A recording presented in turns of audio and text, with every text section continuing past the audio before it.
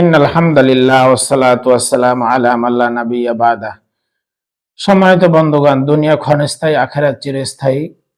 তো আমাদের লক্ষ্য উদ্দেশ্য থাকবে আখিরাত। আর আখিরাতের জন্য আমাদের তৈরির জন্য আল্লাহ তাআলা দুনিয়াতে পাঠাইছেন। এজন্য আমাদের প্রত্যেকটা কাজের লক্ষ্য উদ্দেশ্য থাকবে আখিরাত।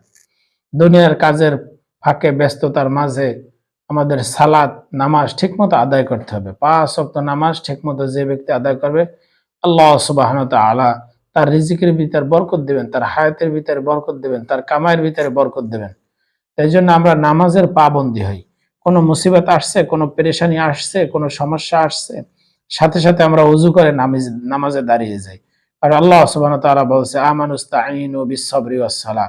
আমার সাহায্য তোমরা নেও, আমার কাছ থেকে তোমরা সাহায্য নাও নামাজের মাধ্যমে, দোয়ার মাধ্যমে, সবরের মাধ্যমে। এজন্য আমরা নামাজের পাবন্দী করি। আল্লাহ পাক আমাদের তৌফিক দান